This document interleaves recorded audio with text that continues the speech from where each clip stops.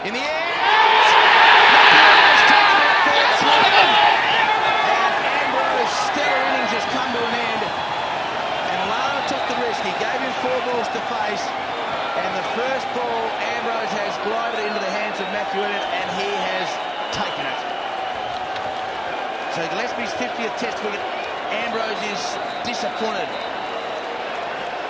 And the fortune sway again. Courtney Ambrose just guiding that ball straight into the man at third slip's hand. Matthew Elliott the catcher. We saw Courtney Ambrose guiding a previous delivery through before. It's 302 for 9.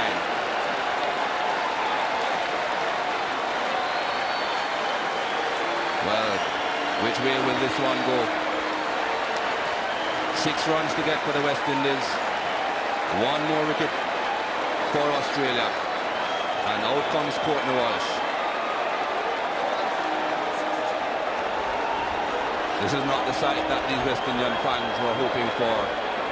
They didn't want to see it come down this close. They were hoping that Ambrose and Lara would have carried them home. 3 balls to go and Courtney Walsh will be on strike. 418 Test wickets. Just over 800 Test runs though. Runs won't be important to Walsh in the sense of his career, but just survival. Can he do what Ambrose did for over an hour, and that is watch the ball like a hawk and just stop it from hitting the stumps? Walsh comes to the crease. Ambrose did everything asked of him until this moment. Just trying to guide that over the skip cordon, one would think. Not getting enough back on the ball. Courtney Ambrose and Matthew Elliott taking the catch at third slip. He had done that in an earlier over. Look at that. He's frustrated. He's upset. And Brian Lara knows this is getting too close. So no bat pad for Courtney Walsh. The Australians opting for the strong offside slips cordon. Michael Holding is prancing around the commentary box. That's because he knows how Courtney Walsh can bat. Can he survive Jason Gillespie? He spent some time from the field, Gillespie, with a lower back problem earlier today. He's back on now. He's into his 26th over. He's got 3 balls remaining. Australia needs 1 wicket for the Frank Boyle Trophy. And no ball. The target is 5, but there are still 3 balls remaining.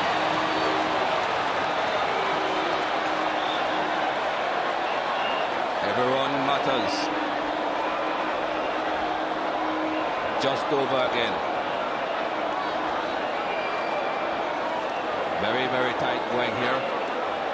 5 runs to win for the West Indies. And no ball means a run for the West Indies, but it also means Courtney Walsh still has 3 balls to face. And as I thought, that pad will go into place now. Justin Langert coming from that point position. 53 no balls, the West Indies bowled. And they trail by just 5. Walsh and Lara having a chat. Not much Brian Lara can tell Courtney Walsh. All those many, many hours that Courtney Walsh has spent perfecting the block. That's what he has to try and do. Just stop the ball from hitting the stump. The bat pad will put some extra thoughts in Walsh's mind. Will it be short or will it be the Yorker? He's got to watch it, put his bat and his body and his eyes and his heart behind it. Gillespie needs a wicket. He stopped it.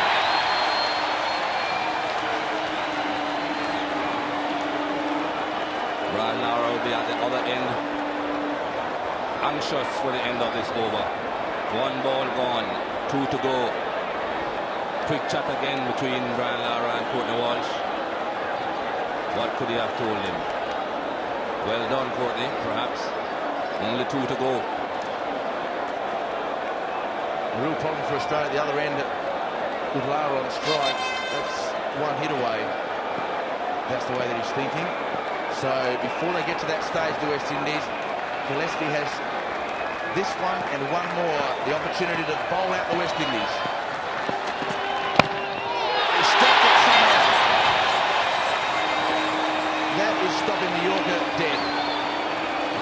The bouncer, then the Yorker. I'm sure Courtney Walsh must have thought this is the possibility. First the bouncer and then the Yorker. Courtney Walsh got down on it. Well played. One ball to go.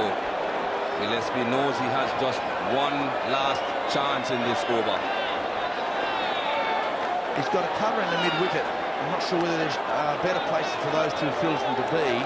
They're certainly not going to take a single. They may take a two. That's the problem that Steve Waugh has. Probably you don't need the mid-wicket. But he's got him there. He stopped it. He stopped it. And Lara will be on strike. And the West Indies need 5 to win. Courtney Walsh came in at the dismissal of Ambrose, and the crowd are applauding every time that Ambrose and Walsh stop the ball. A few smiles in the crowd at the end of that over. They must have been very nervous to see Courtney Walsh coming out to face 3 deliveries, but a few smiles now that he has survived. Just a quick thump of the gloves again, and now it's all up to Brian Lara. I would suggest, Michael, that Courtney Walsh is facing his last ball of the innings. I think Brian Lara sees this as the final over. It's not in terms of overs, but I don't think he'll be prepared to give Courtney Walsh another 3 deliveries from McGrath or Gillespie. So McGill's been taken from the attack. McGrath comes on. Garfield sobers. Colin Croft behind him. Sobers can't watch. Garfield is going to wander out and sit down at the back of the grandstand.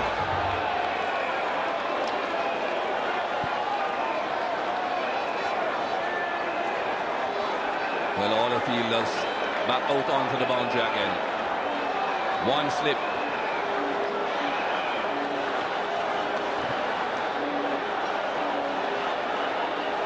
Who said that Test cricket was dead? Anyone who thinks that Test cricket is dead should try and visit Kensington Oval this afternoon. 5 runs to get, 1 wicket to get for the Australians. Very intense.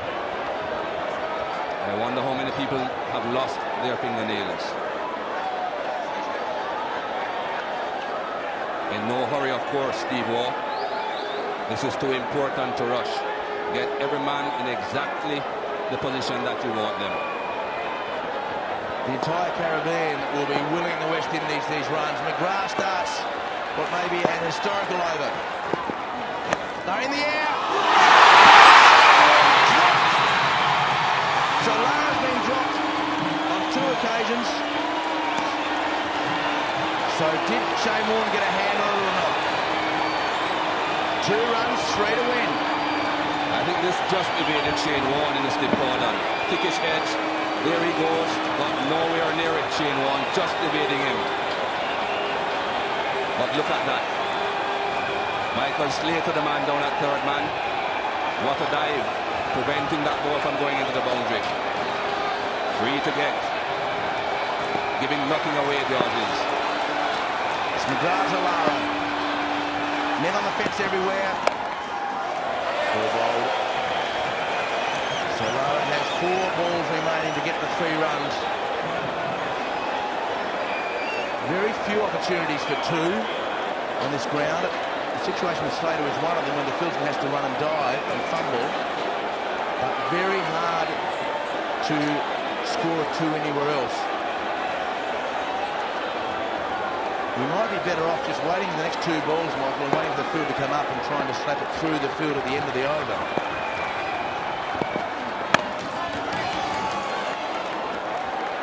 That certainly is a possibility.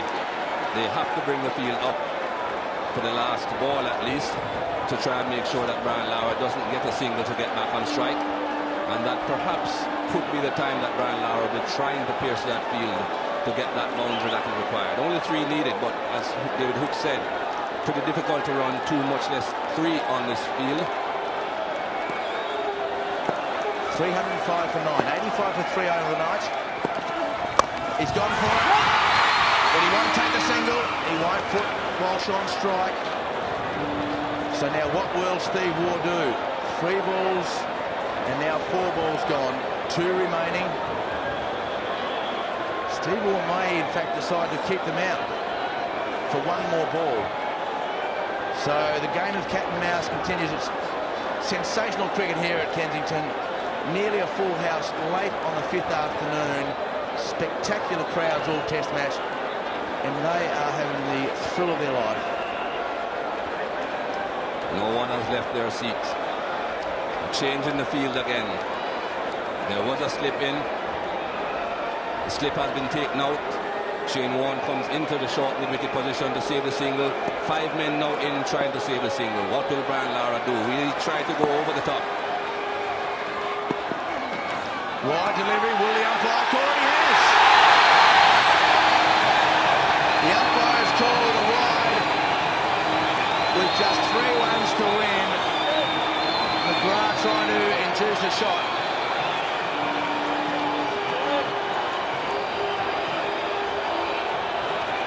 Well, Glenn McGrath looking to bowl the bouncer to Brian Lara because he knew that the hook shot 2 men out. There was a chance, but it seemed away and went a long, long way. He can take the 1 to tie the game. He slaps it away. He slaps it. Will he come back for 2? No, he can't. Yes, he can. No, he won't. Scores are level. Scores are level here. And 1 ball left in the over because of the wide. So what a moment for Brian Lara and Courtney Walsh. 1 current captain, 1 former captain, both champion players in the history of the game. And scores are level. Steve Waugh has played in a tie in 1987. So that automatically means the Frank Worrell Trophy is still alive. There have only been 2 ties in Test cricket. Australia in both of them. 1 in Brisbane between these 2 great sides in the 60s, and 1 in India under the captaincy of Alan Border in 1987. So 1 ball remaining. McGrath has bowled 6 deliveries, but 1 of those was a wide. Steve Waugh, knowing that only 1 run is required, has brought in all the fielders. No fine leg, no 3rd man. Obviously a very attacking field. 3 slips, 2 gullies. But instead of the fine leg, there's a man almost in a leg gully position. Forward short leg. And 1 ball to go. Courtney Walsh on strike. I'd certainly like to see a man in the covers. That field suggests it will be short, but I think that McGrath's got to try and get Walsh out.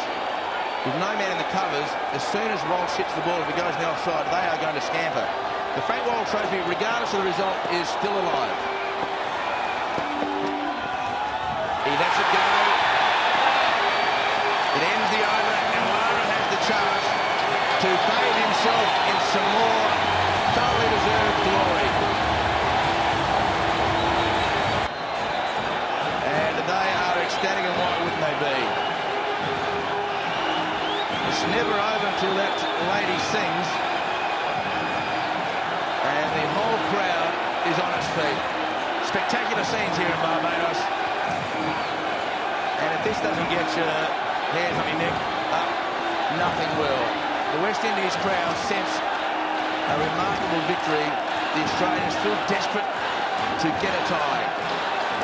So what will Brian Lara do?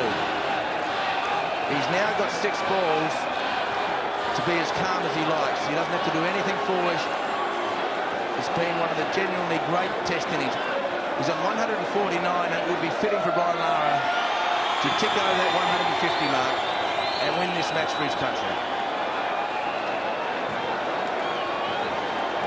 Scores level. 3 slips, 2 gullies, a leg slip. Finally, he's up in the leg slip position. Short mid-wicket, short cover. Gillespie. Has won the match for the West Indies. The West Indies team run onto the oval. And one of the great results in Test match history has just been witnessed here at the Kensington Oval. So Brian Lara, Sherwin Campbell with his century. So Brian Lara finished with 153, not out. They chased 308 for victory. He got booed onto the field 24 hours ago after sending in Pedro Collins as night watchman. And he goes from the field as a hero. Clive Lloyd embraces. So what will they do with Brian Lara here? This will take him a month to get off the ground. Michael Holley, one of the great test matches and one of the great test match chasers on the last day. Certainly it's 308 runs in the last innings. Not many people thought that the West Indies would get there, especially when they lost those 5 early wickets, 105 to 5, and that man has done it. Right in the middle of that big crowd. Courtney Walsh himself played a big part as well. Very good partnership at the very end. But this certainly has been a great test match, a great innings by Brian Lara, and a great victory by the West Indies. Full house here on the last day. Brian Lara being embraced by Ambrose and Clive Lloyd, and Malcolm Marshall, the coach. Rudy Webster, the man who's been put in charge of looking after the players' minds. Well, absolutely fantastic scenes here at Kensington in Barbados. One of the great test match. Courtney Walsh took 5 wickets. So the winning run from Brian Lara. Scores were tied. Brian Lara was dropped 2 overs from the end by Ian Healy. Gillespie ran in the bowl. And the West Indies have won a remarkable game of cricket. 200 last test match. 153 not out here. After he faced 3 balls in Trinidad in the first innings of the first test, but Brian Lara looked to be on song, and what a genius. An absolutely sensational test match here. The Frank Boyle Trophy still alive. The West Indies, they lost 5-0 in South Africa over Christmas. They lost the one-day games 6-1. They lost the first test against Australia after being bowled out for 51 in the second innings. They were in a shambles. They were in tatters, and suddenly, in 3 weeks, cricket is alive and well again in the Caribbean. Thanks primarily to 2 men, Walsh